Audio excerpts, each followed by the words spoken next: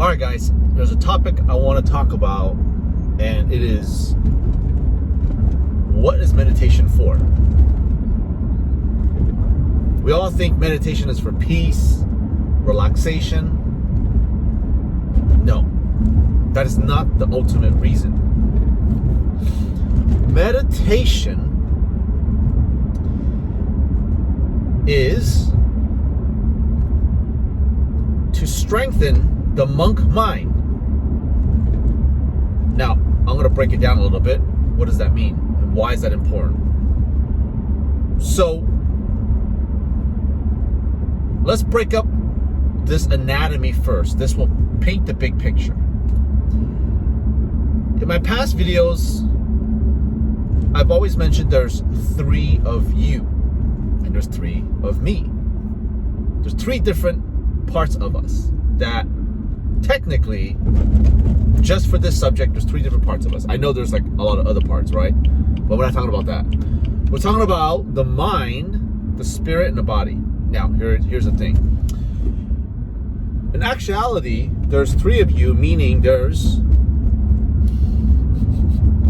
consciousness, which is your prefrontal cortex. There's a subconsciousness, which is your limbic system.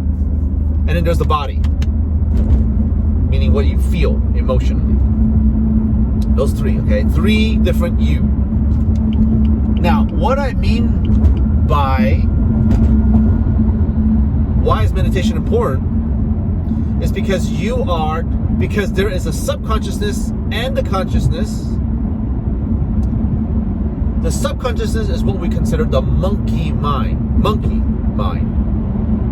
And the prefrontal cortex consciousness is the monk mind.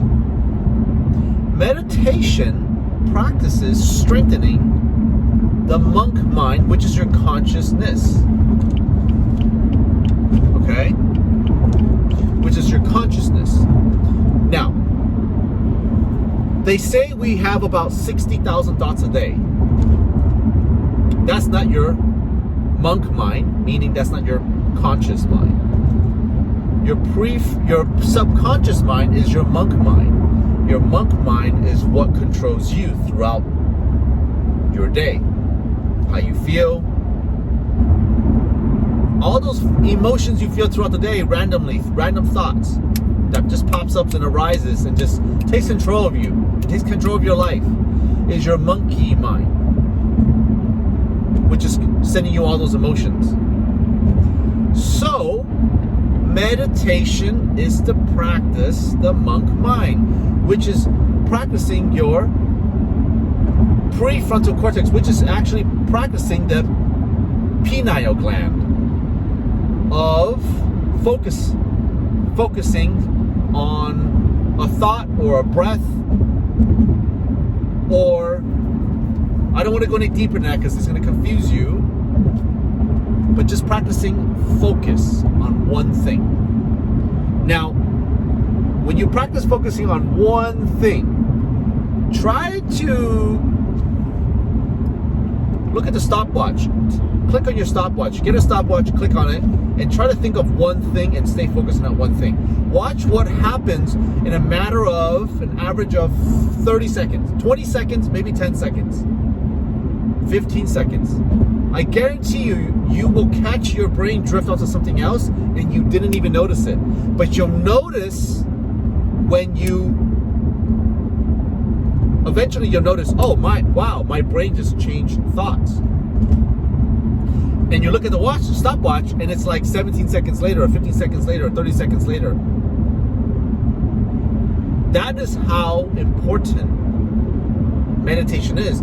Because if you can't control your thoughts, your subconsciousness will. And your subconsciousness will control your life. There's a quote, or not a quote, there's a statistic that shows the first 8 years of your life is how you live 98% of your life. What that means is the 8 years of your life is where you get all your framework and your characters and your alpha characteristics. Then the 98% of your life that you live is controlled by the monkey mind, the subconscious mind, that you can't control. Sit with that for a moment. Think about that. Try the stopwatch method and see how focused you can stay on one thought.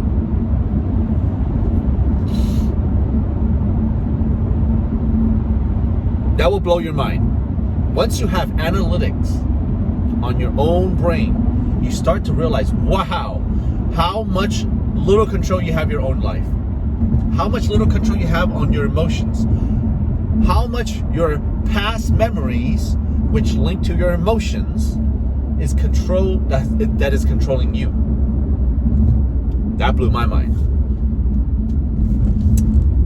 So I implore you to meditate. Have a great day.